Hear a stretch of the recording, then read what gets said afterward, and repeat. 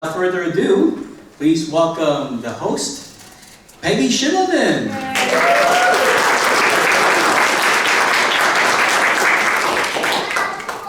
you.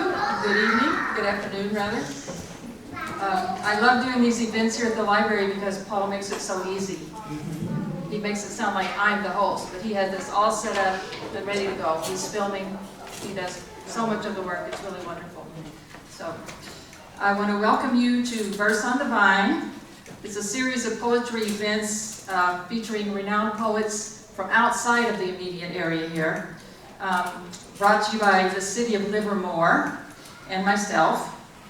And by treating you to poetry from the outside, we hope to expand your poetic horizons along with our own, and to increase your love of poetry. This is actually the third in our series. One of them was not here at the library. So refreshments are available. Feel free to help yourself at any time. There will be a 10-minute intermission during which the books will be available for sale over here. And I will be handling those transactions. So if I'm not over there and you see a book you want to buy, come and find me. After the intermission, we will have an open mic, which usually runs 10-15 minutes. If you want to read a poem and you haven't signed up, please do so. As Paul said, there is a sign-up sheet on the table in the rear over there where Misha's sitting. The sign-up sheet is on the book sales table.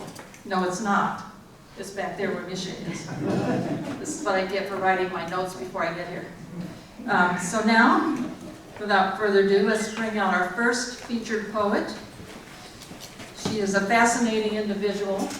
Sarah Kobrinsky is the former Poet Laureate of Emeryville, California. She's the author of Nighttime on the Other Side of Everything. Her poems and stories have appeared in Magma Poetry, Red Light Lit, 1111, Monkey Bicycle, 82 Review, 100 Word Story, Ford's Review, among many, many others. She was longlisted for the 2019 University of Canberra Vice Chancellor's Poetry Prize.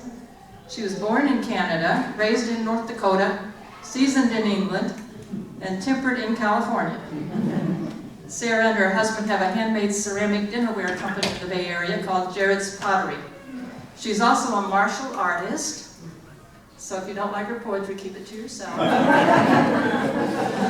And an aspiring polyglot, which is a lover of languages, a learner of languages, correct? Yeah, she and I share that in common. So, without further ado, please welcome Sarah Kobrinsky.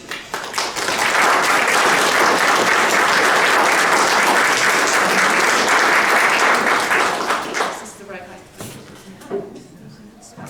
Thank you, Peggy.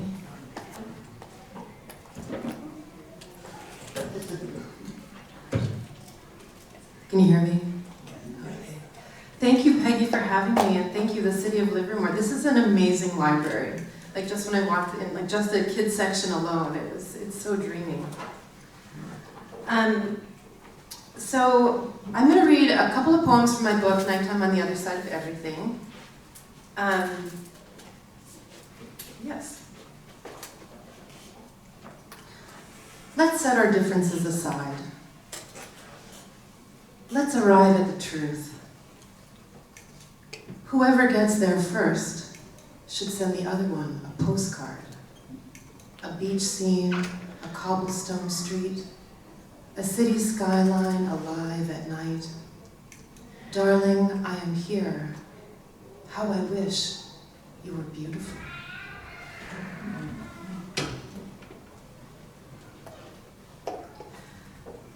This one is called A Werewolf, as in A-W-A-R-E, aware, wolf.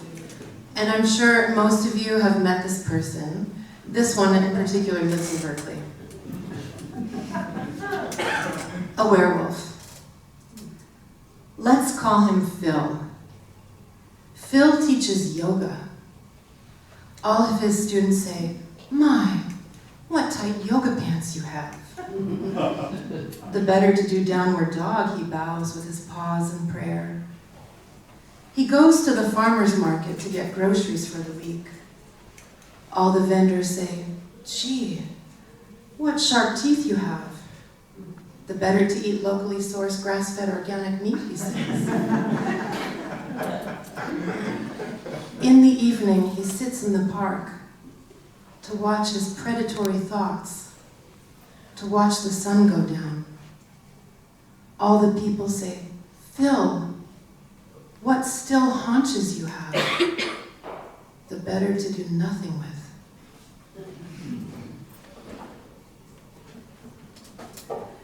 So I was raised, well, as you heard from my bio, like in Canada, England, etc. But when I was a young child, my family, they were Orthodox Jews. And so I didn't wear a pair of pants until I was 12, strict kosher. My mother wore a wig and had 6 children. And I say that because that's sort of relevant to my next poem, which is a poem I wrote for Nasreen Sotoudeh. I don't know if anybody here knows who that is. She is an Iranian defense lawyer who defended women who uncovered their hair. And she was sentenced to 138 lashes. So this poem imagines the role of the guy who has to carry out the order, the sentence, the enforcer. The opposite of a lash. For Nasreen Sotoudeh, Iranian human rights lawyer, sentenced to 38 years in prison and 148 lashes. What is the opposite of a lash? The opposite of a lash is a kiss, is a caress, is a whisper. A lash is also a cane, is also a strike. Who carries out the worst sentence ever spoken? How is the enforcer chosen? Is the task assigned, or does someone volunteer? Lashes, faithful guardians of the eye. Butterfly kiss. My father would blink against my 6-year-old cheek. The enforcer pulls back his giant arm to gain momentum, to hit her with greater force. But something stops him. He doesn't want to strike. Instead, he pulls his arm back even further than the other arm. It's as if he is swimming.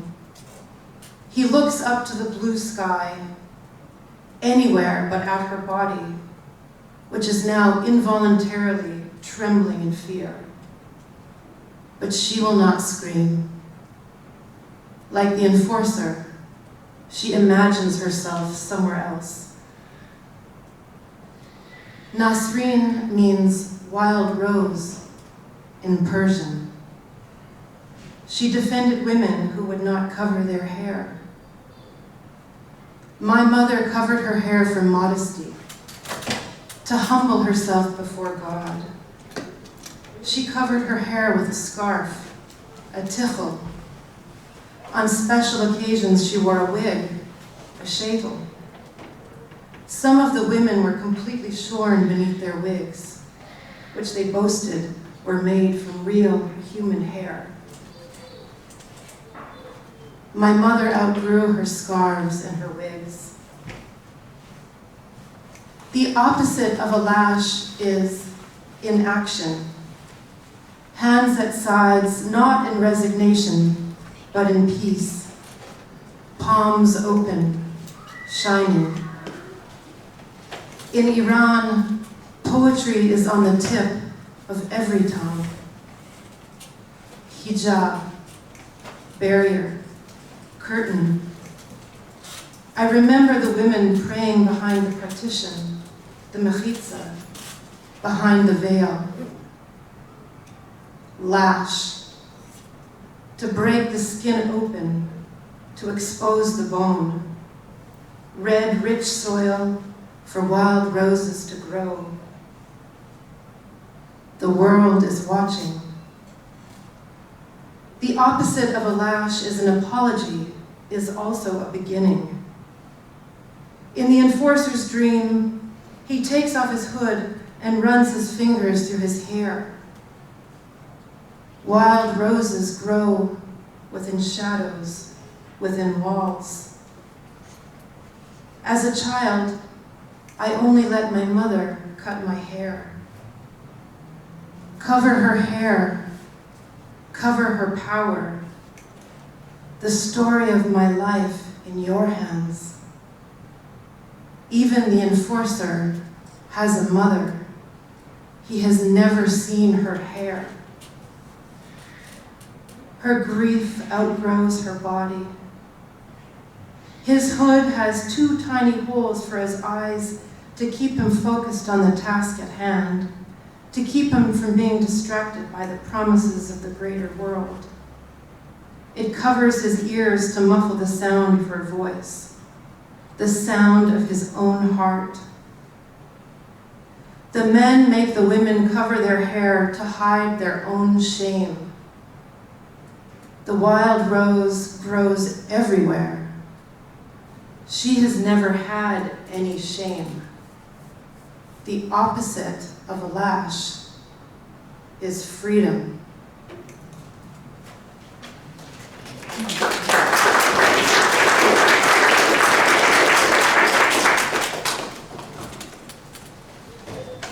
Whew.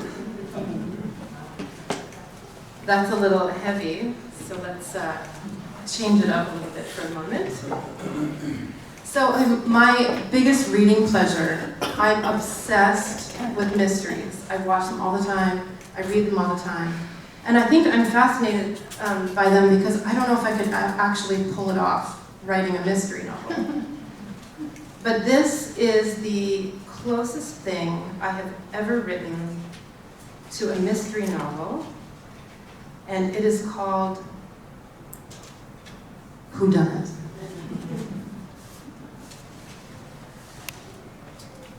Number 1. Miss Scarlet in the bathroom with a tampon. 2. Colonel Mustard in the kitchen with a chicken leg. 3. Professor Plum in the library with my thesis. 4. Mrs. White in the bedroom with her smile.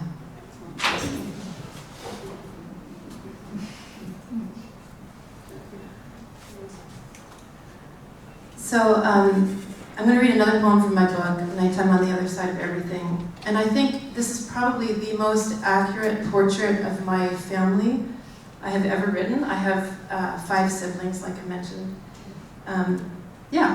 So it's called Jesus Smokes. My father, the cancer doctor, sits at the head of the table, coughing like his father, a cancer doctor, coughed in the oxygen tent in the room in the hospital in Canada. My grandfather, a Russian immigrant famous for his Anglophilia, leaned out of his oxygen tent with his riding crop and whispered through cancerous spittle, "My son, you must become a doctor." My father, who didn't want to become a doctor, sits at the head of the table coughing up white smoke. It's Passover, and everyone's on their 3rd glass of wine. In his best Rabbi Burkle voice, my father chants a blessing, then says, "Jesus smokes." Now, the Jesus reference is weird because we're Jewish. But my father, the cancer doctor, he's famous for saying things that are weird, like, "Jesus smokes." Myself and my 5 siblings, all confirmed smokers, and our mother, an ex-smoker, sit around our father, the non-smoker, smoking. Our father, the cancer doctor, who likes to be referred to as the blood count, clears his throat and looks upon our ashen faces. Just as Jesus died for the people's sins, I cough for my children's smoke. Jesus smokes. Our father, the Jewish doctor, sits at the head of the table and chants another blessing. My children, you must never become doctors.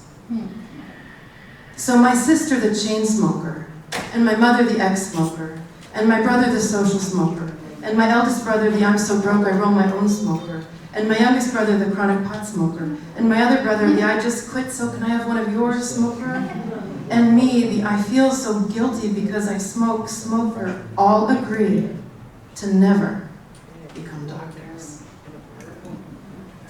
Our father, the would-be witch doctor, sits at the head of the table and instructs us in his bathrobe to pour the fourth glass of wine. Blessed are you, ruler of the universe, who doctored the fruit of the vine. And for a moment, none of us are smoking. Elijah's wind moves through the room and everything is silent. Our father, the cancer doctor, sits at the head of the table, laughing like his father, the cancer doctor, laughed when he heard the news he was going to have a son who might, God willing, be a doctor someday. Jesus smokes.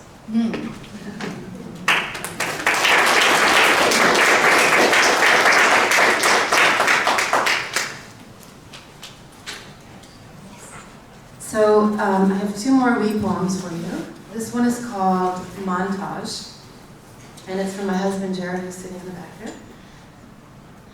Montage.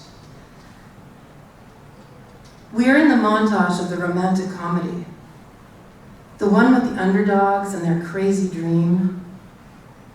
For the most part, it's slapstick and funny, and the montage song is really catchy and peppy. But those 3 minutes in the movie, I swear there's always a fixing up an old building scene in which the underdog and all the underdog friends end up giggling in a paint fight, are actually several months, even years in real life. So much trying and failing, a constant birth and death and rebirth of faith. And the hardest part of being the underdog is all the waiting. Waiting out all the pesky naysayers, waiting out all the doubt, waiting out all the waiting. In the montage, all that doubt and downtime are crumpled on the cutting room floor. Here we are at the door of our own crazy dream. That peppy song is almost over. I think we pulled it off.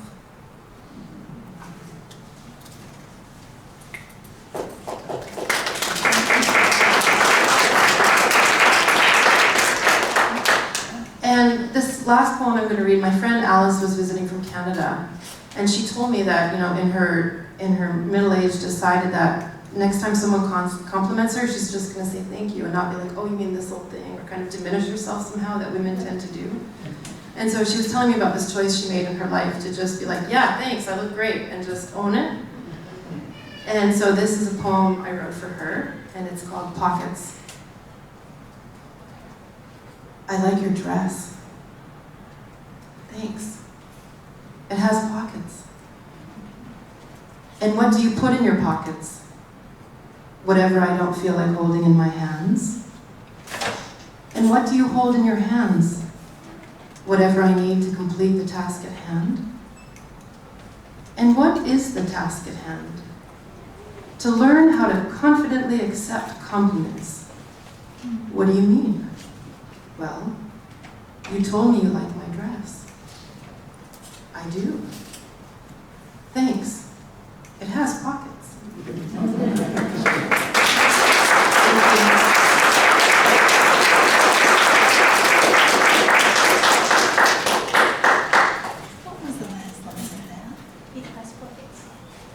Tick-tock poets. Thank you.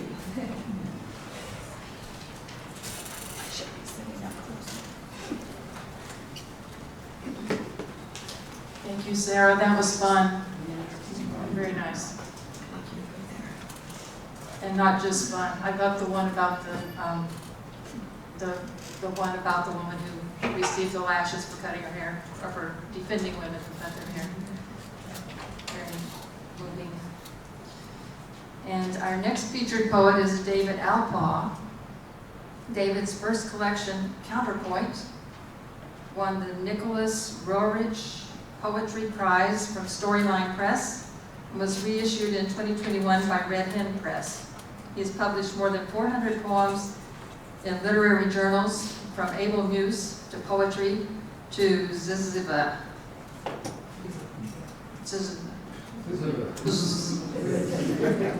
He is one of the contemporary poets included in the Heyday Press anthology California Poetry, From the Gold Rush to the Present, and he has been a finalist for Poet Laureate of California. His new book, Seeing the There There, from World Galaxy Press, answers Dana Gioia's call for more collaboration between the arts by fusing 89 of short poems with the work of 118 photographers, painters, and other artists. Alpaugh has taught literature for many years at the Osher Lifelong Learning Institute's East Bay campus and poetry writing at the UC Berkeley Extension. Please welcome David Alpaugh.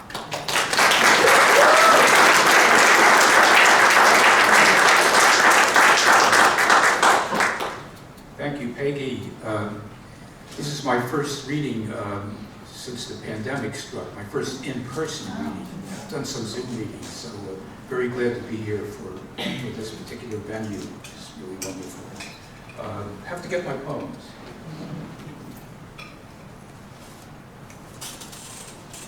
As Peggy noted, my new book just out, Seeing the There There, combines very short poems with photographs or paintings or cartoons in some cases, other graphic arts. And I was thinking how best to present that at an in-person reading. On Zoom, I could just put them up, on Zoom, and you can see the full effect.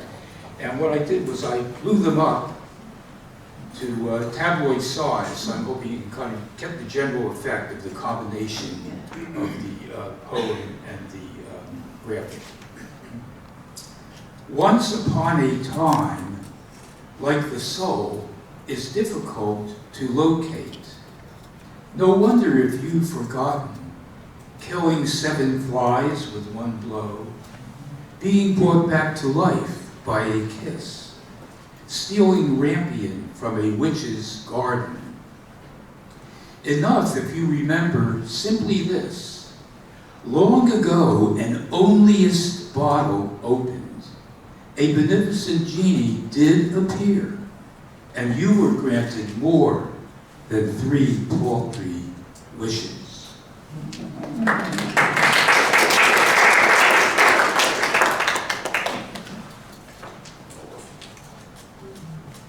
Einstein's mind began whirling like a dervish.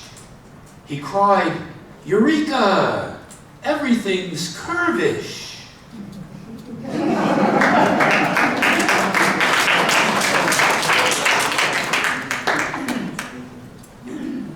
Leaf fall. Why do I hide behind this leaf? To mask a smile, obscure a grief, or urge passers-by to contemplate the eye no eye can penetrate.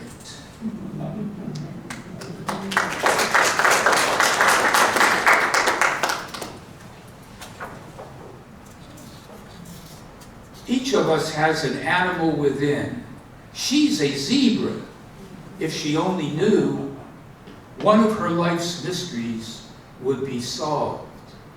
Are you searching for the animal in you?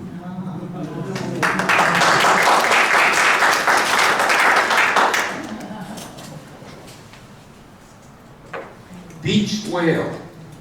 Overwhelmed by an urge to break free, sick of the tyranny of water, was she heeding Rilke's advice, trying to change her life?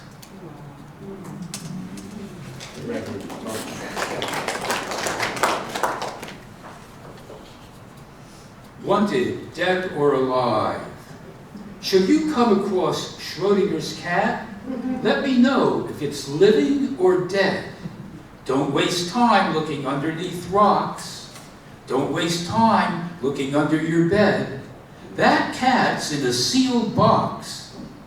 The box is in Schrodinger's head. His cat is both dead and alive.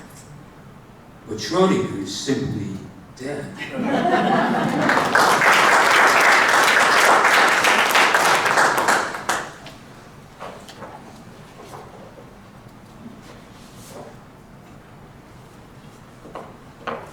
This poem was published in Gargoyle as the frontispiece for one of its recent issues. Disunited we stand, but on one thing we agree. We much prefer fiction to reality.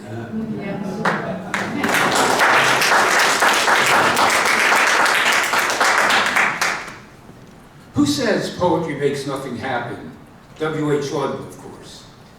Back when poetry readings were held in caves, before Dante saw Beatrice, Petrarch, Laura, a lusty rhapsode sang to one of many cave girls gathered round him on the cold rock floor.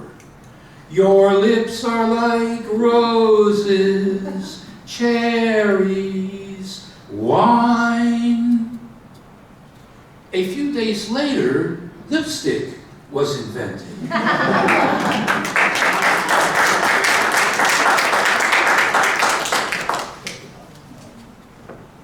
Trying to live in the moment? No one's ever that fast. Those bright stars you see may no longer be. All we can see is our past.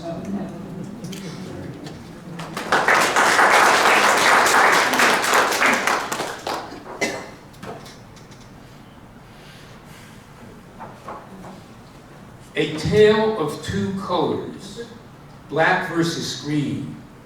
One driver gets to drive all the way home, have pizza with his family, go to bed. The other is pulled over, sits in a cell, lies in a hospital ward, or is dead. Each car has a broken taillight. All taillights are red. But something has made all the difference, or so somebody said.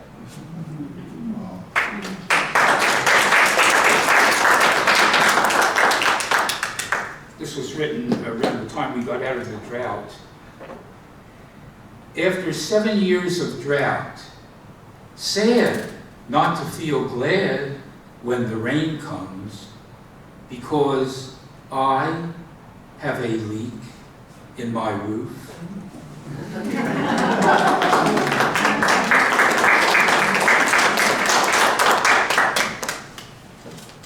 As you stand on a high place, suddenly that urge, your knees weaken, you feel the impulse grow. Will you take a small step back into all the things you are? It is not the business of this poem to know.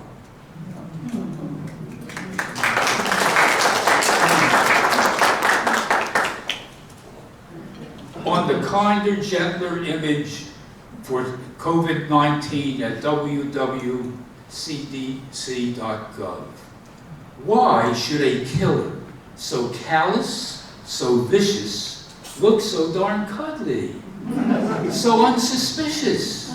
Such beguiling duplicity slyly deletes beauty is truth from that ode by John Keats. A rotter so dangerous, so ruthless, uncanny, should strike us as jagged or squishy or oily. Not like a birthday gift from your granny, a throw pillow, say, or a doily.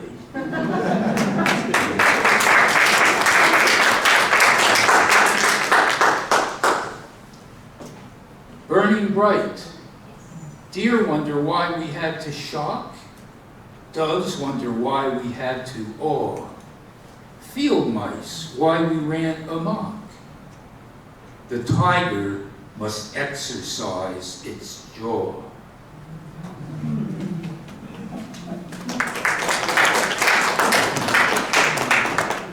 It's the shortest poem in the book. Mayfly, here today, gone today, no tomorrow.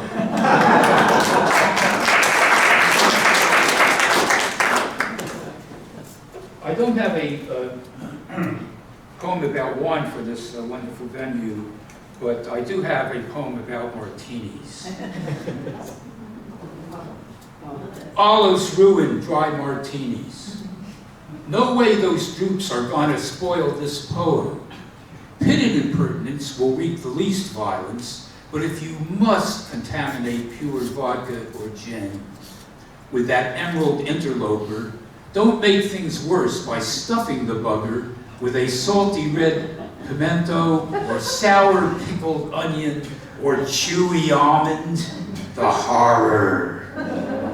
Okay to add a chaste lemon twist, and I insist, a whiff of vermouth. No beauty, no truth.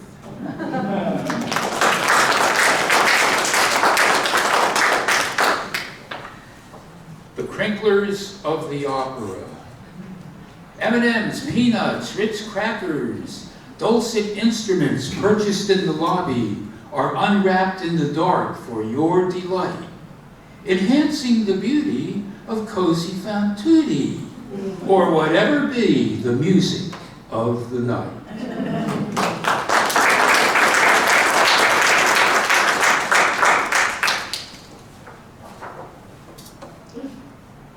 You heard me, 5 cents, old fogies, never tire of telling us how thankful they are to be born when they were on the planet that was, where a Hershey bar costs all of 5 cents, and everyone had common sense, and songs were oh so beautiful, and politicians honest and dutiful.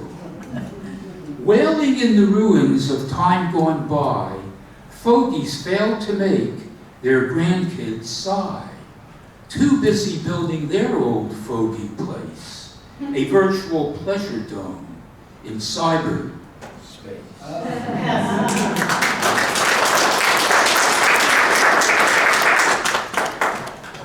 Whistleblower sits in the back of a smoke-filled room, practicing on the kazoo.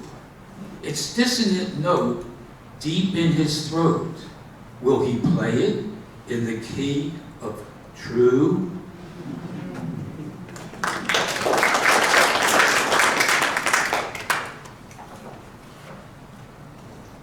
Eden, a nice place to visit, to drop in for a bite to eat. But sweet, aren't you glad we don't have to live there?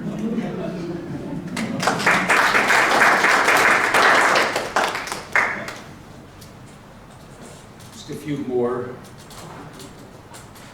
Halloween poem. Woe is me, by nature meant to be a luscious pumpkin pie to fatten up your rump. I sat for weeks on your porch, pretending to be a torch, wearing the humiliating grin your children gouged through my skin. Who of sound mind would ever think it fair to force a gourd to burn, rot, stink, and be devoured by flies at a city dump?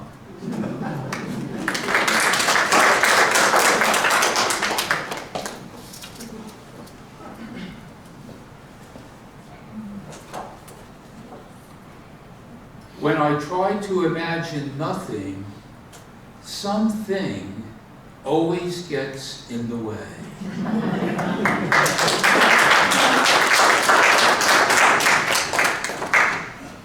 True story. The reality of fiction is all in your mind.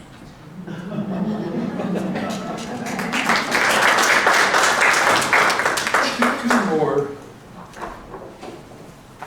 I saw two snowflakes exactly alike, but they melted before I could post them to Insomniacs.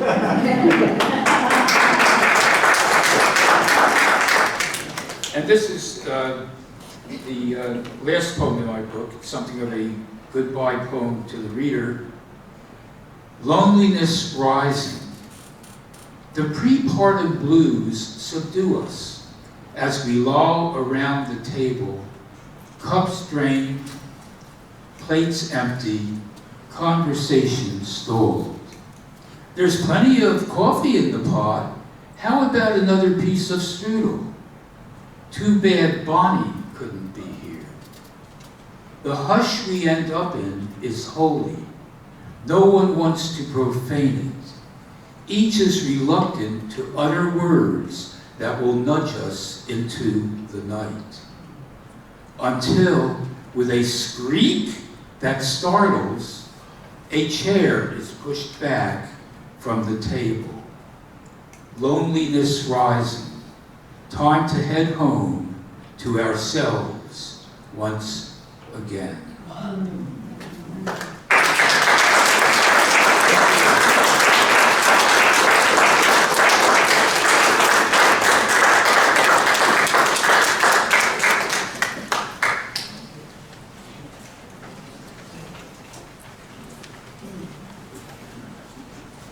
Well, that went by fast, both of you. It was so wonderful. I love the clever poems that you wrote in response to the photographs. Where did you find all those photographs? There is a site called Unsplash, and they have literally millions of photographs of some really fine photographers.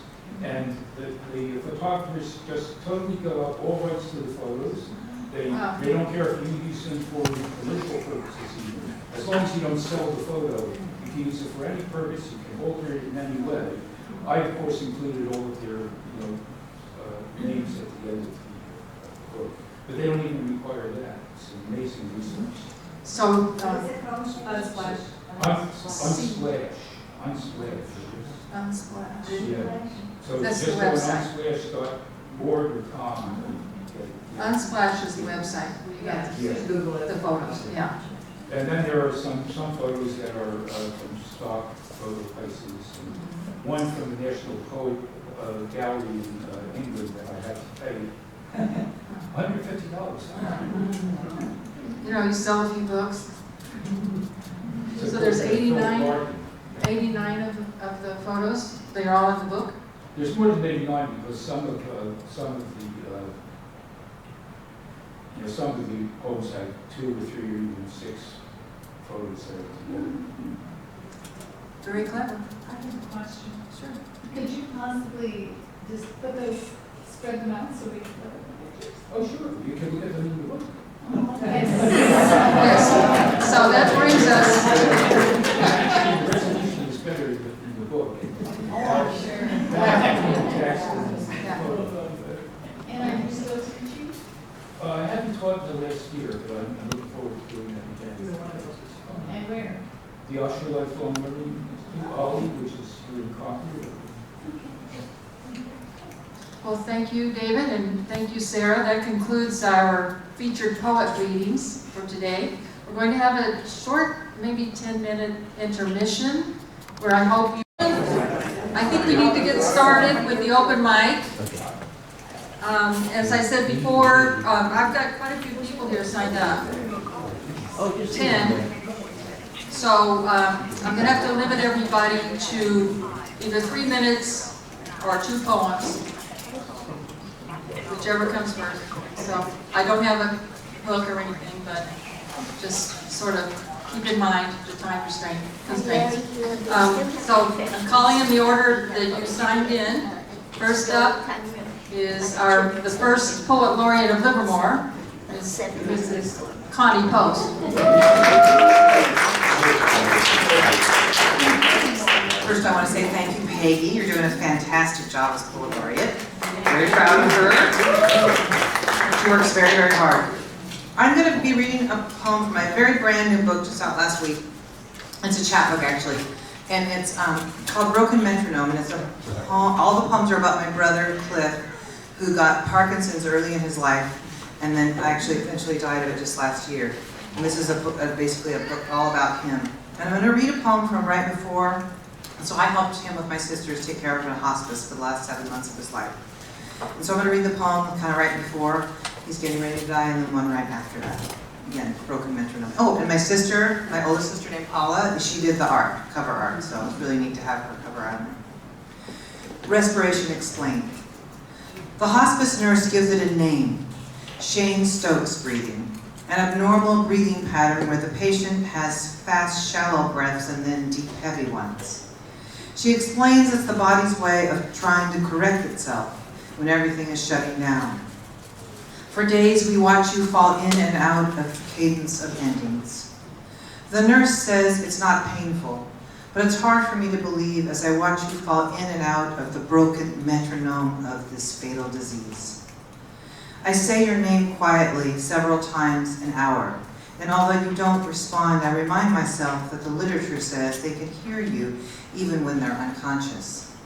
I remind you of all the times we collected daddy long-legged spiders, how at times you held them in your hand, each one pushing up against an unknown surface, as we all do.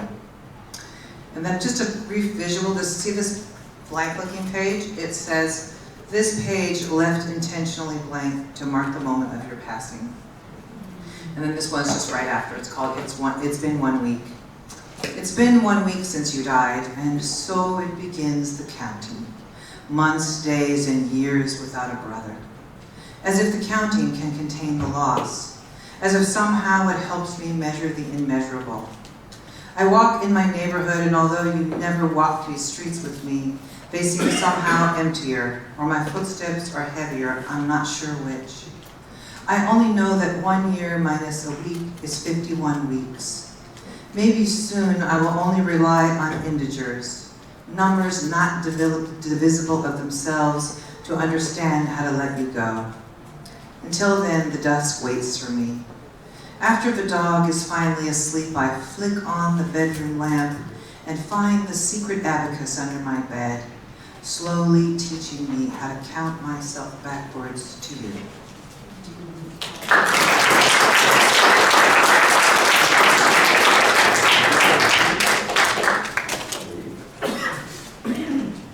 Cross my legs.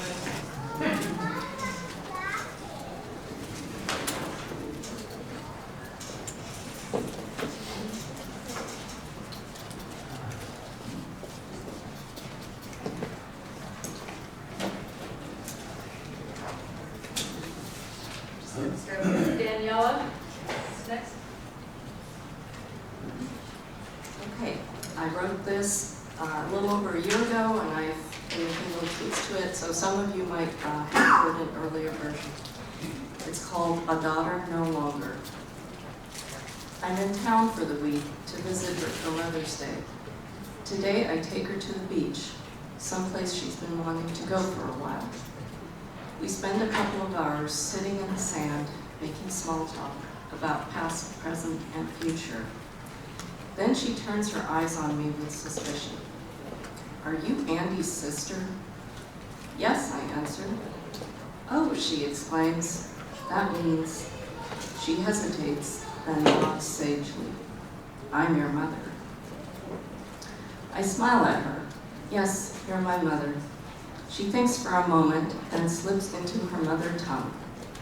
Wie bin ich mit dir umgegangen? Umgegangen. How did I deal with you? Being a good mother was always so important to her, and she made sure her children knew how they were supposed to treat a good mother. Now the family tie seems irrelevant. She knows my name, and that I call every Sunday at 3. She knows I pay her bills and take her to doctor and dental appointments. She knows I'm the one who made her the memory chart to remind her which medications to take when.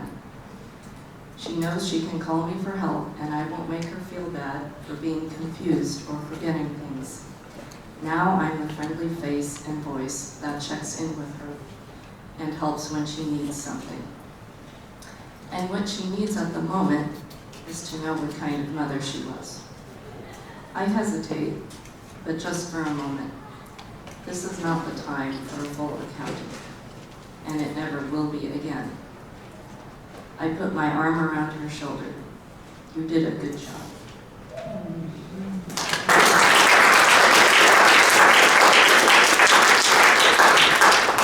Next up is Kevin Gunn, Livermore's third Poet Laureate.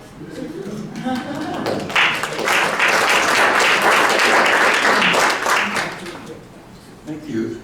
How about one more round of applause for our two featured poets today?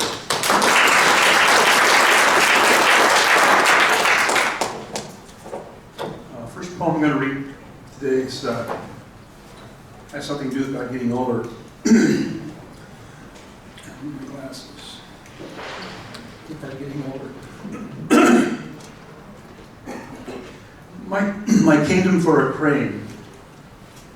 Without the assistance of a shipyard crane, hoisting my buckling body frame off my leather-wrapped dock is a cartilage-jarring challenge. I could use some modified version of auto repair shop technology, like a spring-loaded lumbar launcher, a hydraulic hip hoist, or maybe a couch potato catapult to aid my rising. I begin the arduous endeavor by pushing down on the arm of my couch, with my hand eliciting an arthritic amplified groan as the pain in my left shoulder reverberates down the length of my limb. I can hear my right knee rattling. Sounds like bilateral bone spurs battling. I lean into the inflammation as my left hip ligaments chime in, joining this chiropractic chorus with its high octave moan in sync with my sarcastic sighs. I roll my eyes as I momentarily lose my balance, shift my feet to keep from falling, my lack of agility more than appalling. How could this simple act of getting up be so rough? And I thought bending over to pick up the morning newspaper was tough. Unfreaking believable.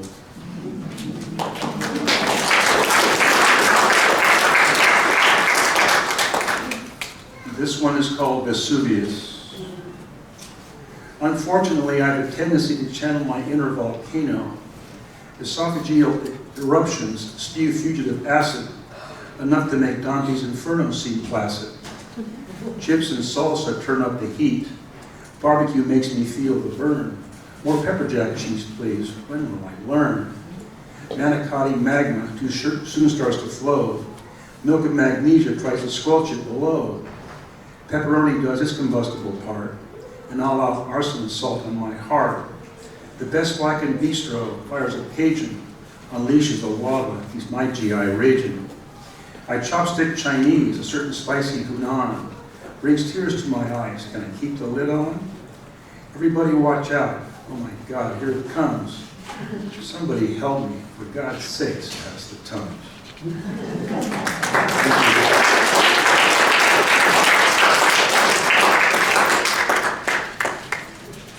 And next, I hope I'm pronouncing this right. It looks like Rena.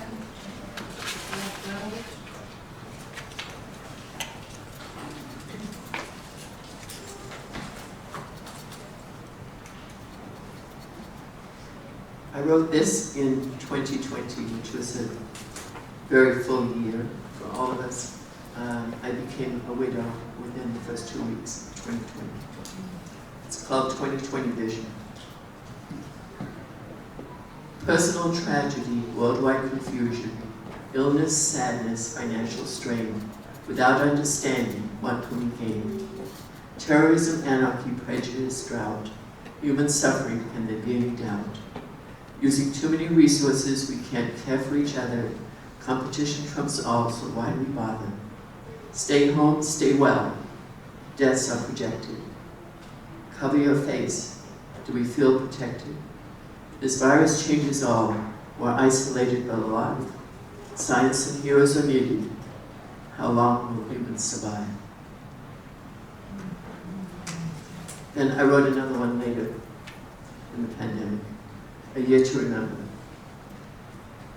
Tools and guidance will get us through. We must remember what is true. Is poetry more moving than prose? Why is that, do you suppose? A true poet is never done. A poet comments on everyone. Is this my new occupation, using powers of persuasion? If you stay safe from this affliction, we'll meet again without restriction.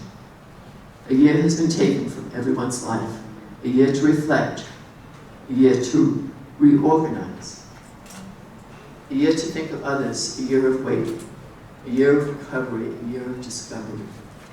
So much time, energy, and resources lost. Suffering and death are all around us. Vaccines will save us at what cost? Warmth and love should surround us. We still are not sure of a successful conclusion. Is the end of the virus just an illusion? Poems can help. Poets can help. You can help. To appreciate this poem, please read aloud. You should hear all the sounds. Words are music to our ears. You are all remembered. You are all my dears.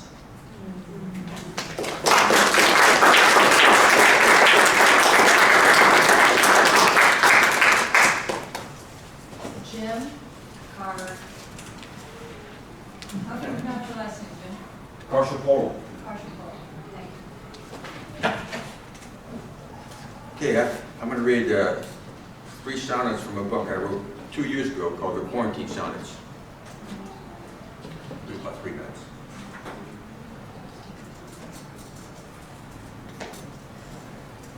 To my wonder, a carnation is blooming in a container I sometimes forgot to water. Red-headed, it pokes above the rim awash in the morning sun like a daughter eager for adventure. As if she were the first carnation ever. Like any father, I try to warn her about the world she's about to enter. She won't listen, paying less attention to me than does our cat. I could be wrong. The concentration camp's an illusion. With bodies of strangers and relations arranged head to toe like a single stem thrusting toward the virgin constellations.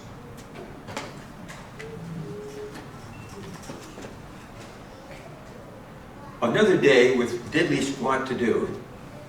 Maybe write a labored sonnet, maybe 2, in hope of making what I know seem new.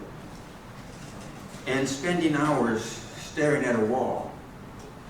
A kitchen wall I painted years ago, now flecked with spots of soup and pasta sauce, brown stains from water dripping from the roof, and lined with micro cracks and picture hooks. It began for me the week before when those stains and cracks began to stir. I saw a human form emerge, coalesce, lift up a head, spread arms, and start to rise. But then it paused to stare at me and smile before it rose again and closed its eyes. Okay.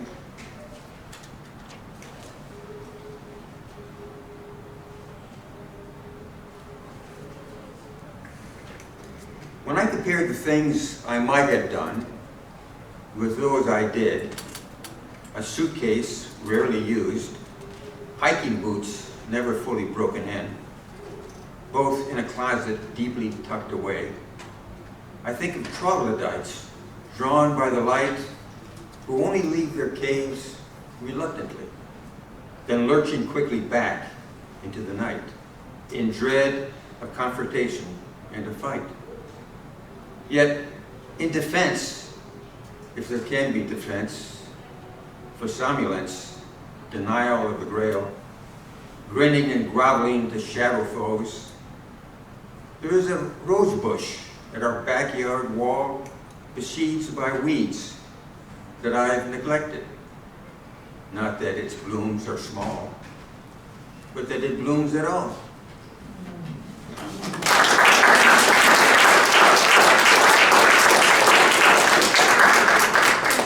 Next is Gia.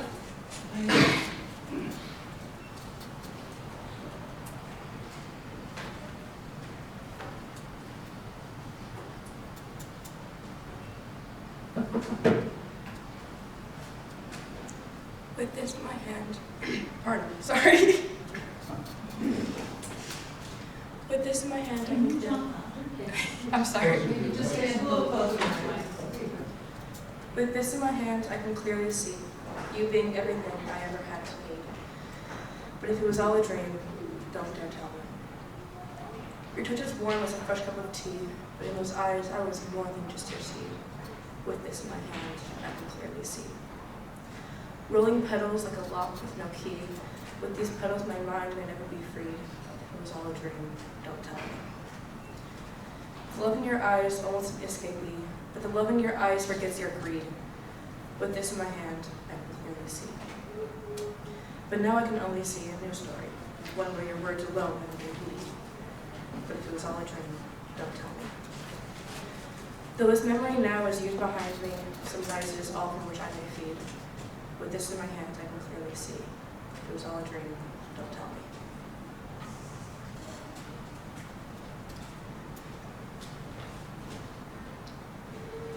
Sometimes I have this nightmare. Cold goes bones and still goes air. There are no claws nor eyes that stare, but still, it's a thought that I can't bear. I lay in a grave sacred to one, shade cast by a church, taking my son. Under a cross I've never believed, surrounded by one has never breathed. To rest where I've never truly felt peace, when discomfort ever truly cease.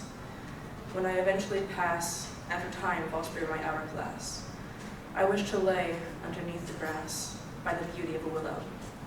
Wildflowers blooming through snow, forget-me-nots, and their light glow. Surrounded by what I do love, as the sun shines down, truly from above. Let the rain come down and flood my ears, make it all I could ever hear, but take those. Wash my memories and wash my fears until the sun may dry my tears. This is what I want in the end. This is what will make my soul ascend. Let me go back from whence I came, like a smoke, looking for its flame. Thank you.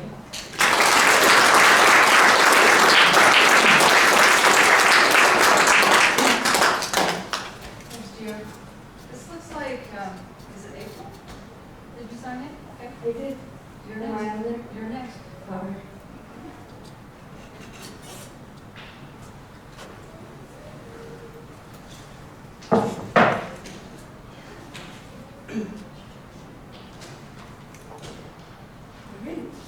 The first poem is called Awakening. I haven't read anything since about 2013, so this is fun. The sun rides the ripples of wild ginger leaves. Yellow and white flowers with their sloppy blossoms laugh as they catch and throw light. The light lands in little patches around the yard, under the avocado grove, passes through my skin and enters my lungs as I open out, allow my being to invite the air. I keep forgetting to be grateful and not to worry. That is how I lost track of the light and its interbeing, even with night. Something tells me I ought to be responsible. It is precisely that voice fills out coffee cups and gears me to a place where I do not need to breathe much. I thought, yes, I believe in love. I am not cynical, but the worry and fear are contrary. I mean, my responses are not loving. The worry and fear make it impossible to feel love in that known place. Nothing is possible. In the morning, we step on the floor, hating even our shoes. The beauty surrounding us, the avocado ripening, the jasmine in bud, the geraniums in their pots, lining the blue porch stairs. how beautiful we are always thinking. We get a glimpse of it, we nurture it. But how far in does it go to the essential part of who we are, the earth? On a good day, I am aware of the earth. It is still here, and I am a part of it. The rest of the time, I am worried. There's not enough earth left for me to enjoy.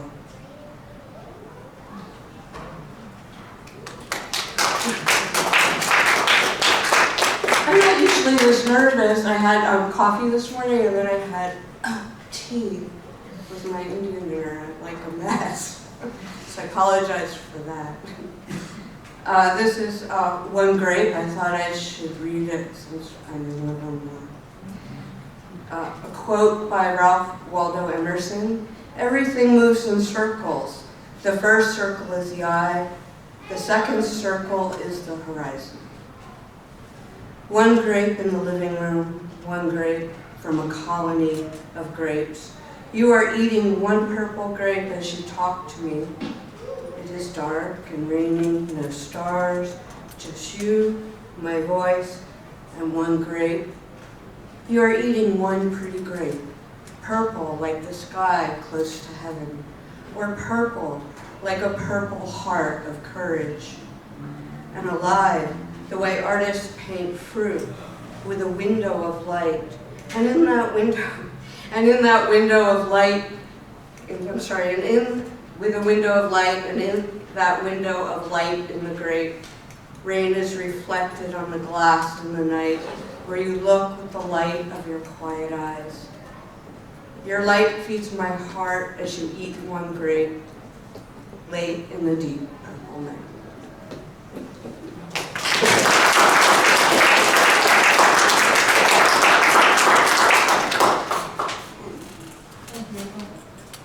And now James Moorhead, the Poet Laureate of Dublin, California.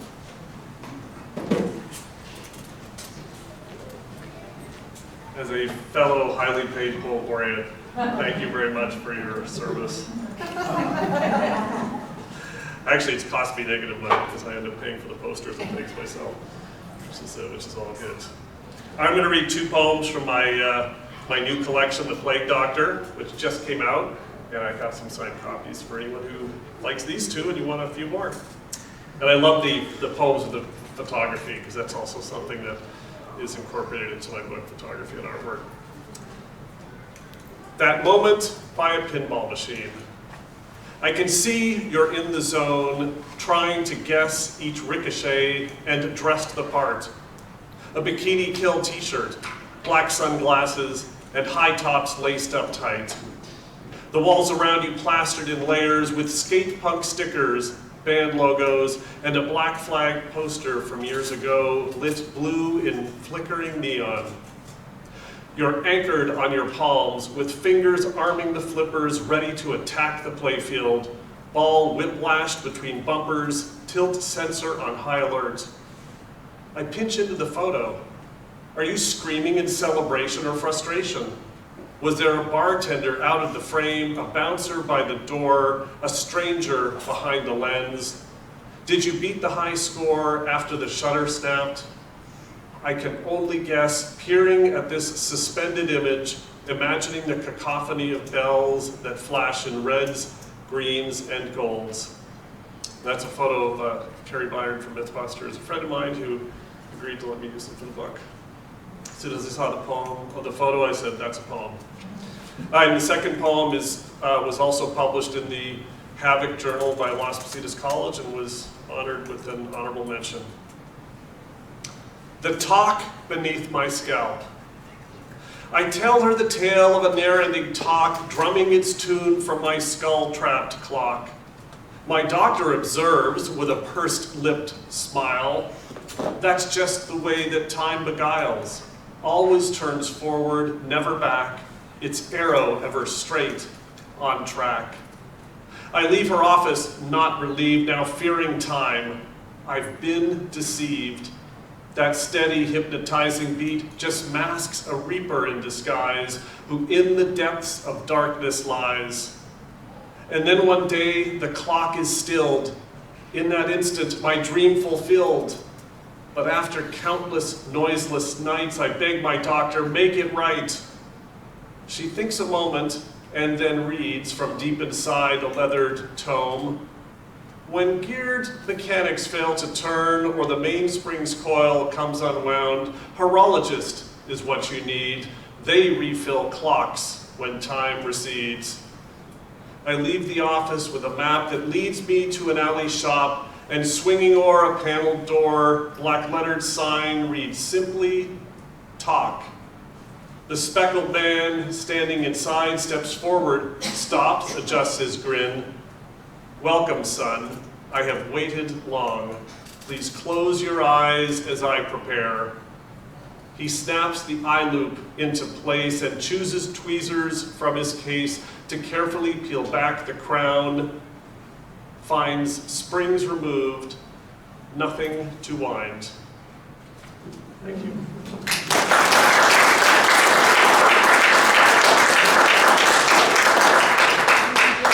And now, Louis.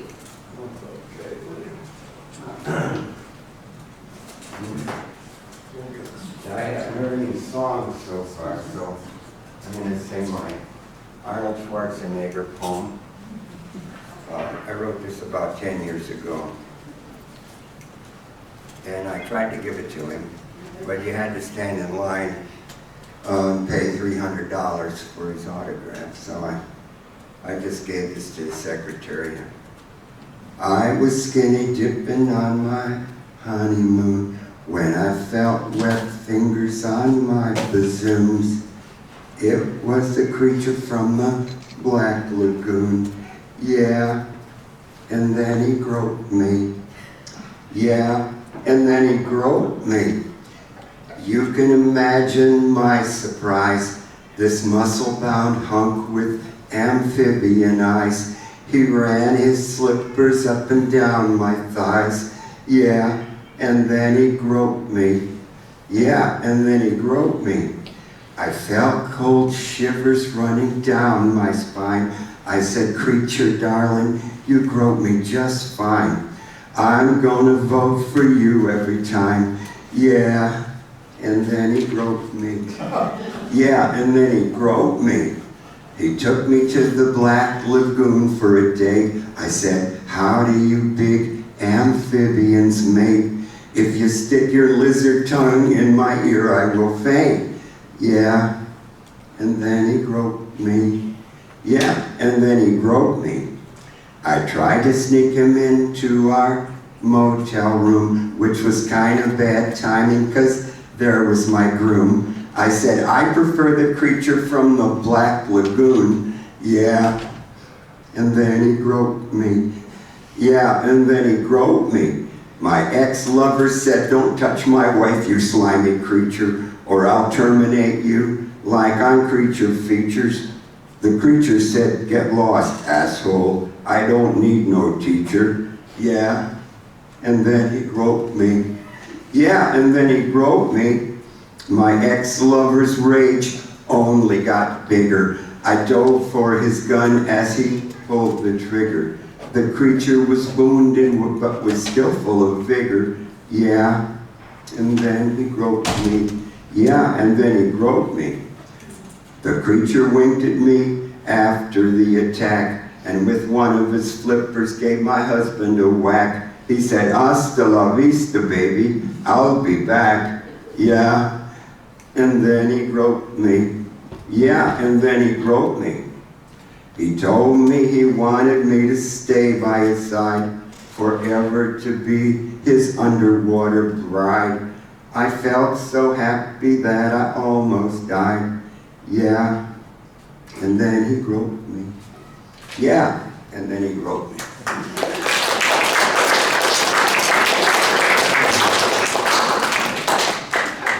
You never know what to expect from Louis. Thank you, Louis.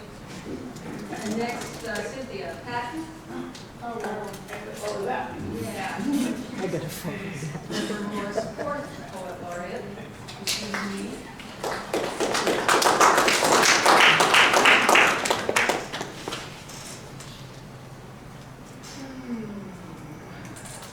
left my phone sitting on the printer, so I'm gonna read. Like all those young kids and read from my phone. This is called I'd Still Choose You. With the wide-angle wisdom of hindsight, my friend asks if I'd do it again.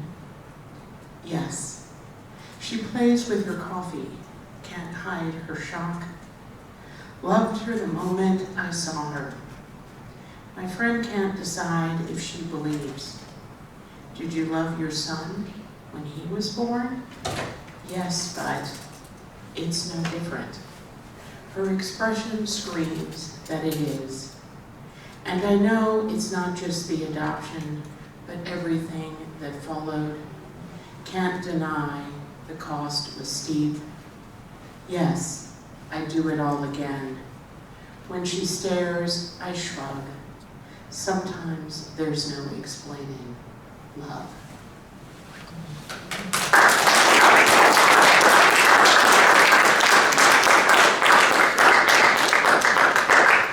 Is there anyone who did not sign up for the open mic who wants to read?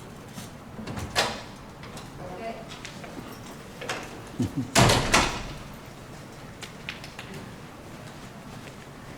Introduce yourself to us. Good afternoon, fellow readers and writers. My name is Marianne, and I'm going to read a poem I wrote in April 2020. And no, it is not about the pandemic, but it's kind of about our country that I claim to be mine now. It's called 13 Stripes. Many of you know that poem that has been published in Inside Brilliance. You are a little horse to call me this morning to tell your story. Zebra, zebra in pajamas. Tell me about the savannas. Zebra, zebras running fast down the grassy vales dead ends. What amoral beast or man has spooked your peaceful herd of friends? Sleepy leopards, perching aloft, opened their eyes but missed your run. Whiskers over clothes they fell soft, snarling at the speeding chump. What amoral beast or man has spooked your peaceful herd of friends? Zebra, zebras stopping at last to graze around the vale's dead ends. Feline lions stalking their prey, hiding under the canopy. Headwind blowing their scent away. Draw close. And you graze Alpaugh, fancy, trendy in savannah, zebra, zebra, you silly horse. Aren't you a little too hoarse to tell stories in pajamas? Snap! A twig broke. Fuzzy ears twitched. Two swift lionesses pounced on your black stuff. Missed by an inch. Faster. You saved your skin this once. My cunning horse. Who pranced, of course. Zebra. Zebra in pajamas. Fast reflex in savannas. Survival was your thriving force. Stung by horseflies, the wildebeest reeled away from the waterhole. Your stripes were your shield at nightfall. Bite free, you always drank in peace. Zebra, zebra in pajamas, you lucky horse. You prance, of course. Fancy, trendy in savannas, wild man styles, no silk or coarse. Are they more black in your white stripes, or are there more white stripes than black? Striking smart horse, dressed in pink stripes. Smooth, you blur the lines of leaves and bark. Bleached and tall, the grass blades head you. Jeeps and men with guns roam near. Stood still as their dangerous crew. Kid!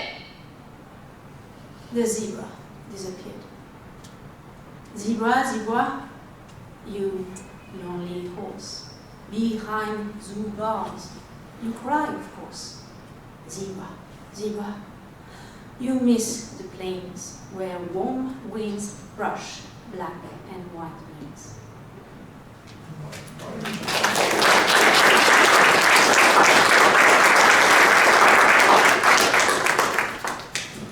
Anyone else?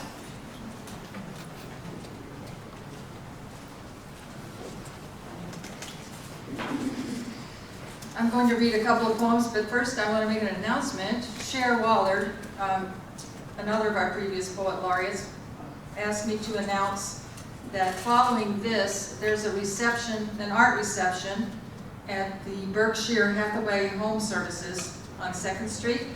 It's called Pink, Bringing Artists Together. It looks like they're featuring various local artists. So if you want some more culture after you leave here, head down there. I also like to invite all of you who are poets or writers to come and read at our Whistle Stop. Cynthia Patton and I host a third Thursday Whistle Stop Writers open mic for poetry and prose every third Thursday of the month. The next one is the 15th of this month. So, okay. Like many people, I have reconnected on Facebook with an old friend. We were very close in high school, had a lot of fun together.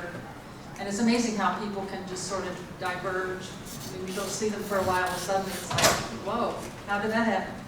So anyway, she's very much a kind, considerate person. And I had to write this poem for her. I hope she never reads it. But it's called How to Swallow a Conspiracy Theory. Focus your vision on the funhouse mirror with its images cracked and distorted. Select the elixir, inhale its scent, an audacious blend of faith, paranoia, and sweet self-righteous resentment. Consume in the presence of like-minded friends, web warriors seasoned and vigilant. We'll have your back, you'll hear us cheer as you raise the chalice and the potion spills like wine to tickle your palate. Savor the provocative, bittersweet flavor, followed with a stimulating digestive. Well-aged malice, venom-laced, smooth like whiskey and sufficiently strong to dissolve your remaining resistance. Close your ears to those well-meaning puppets, the unenlightened who warn of addiction. Each swallow gets easier and soon you'll crave it. There's no cause for alarm. You'll never run out. You can always find more in the fun house.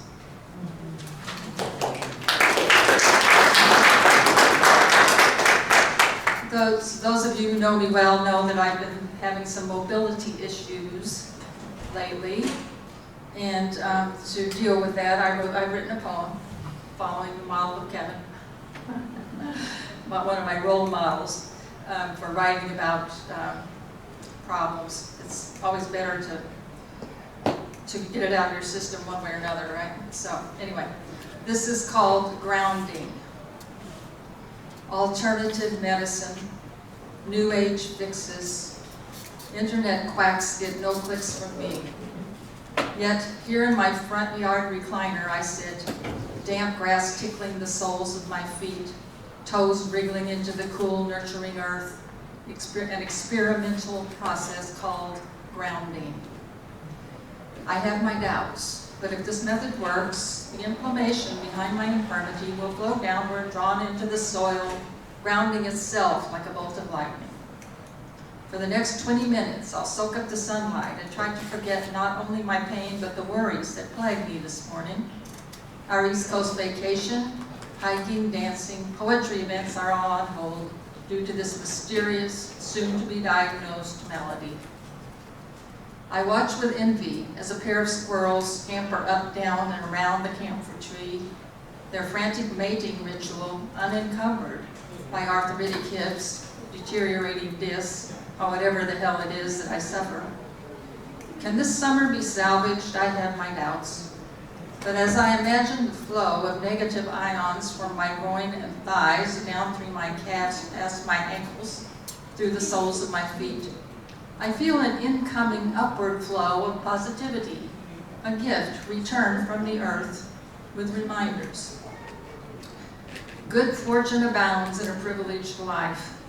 Close family, friends, no financial concerns, and there's hope that my joints will rebound. I had my doubts, but for now they're forgotten. I laugh as the amorous rodents lose their grip slip, somersault, tumble to the ground, then pick themselves up and resume the game, the dance of life on a fine spring day.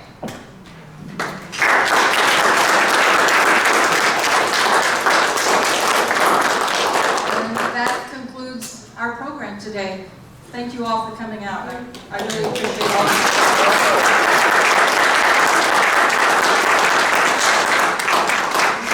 And I also want to thank again Paul Sevilla for the Library staff and his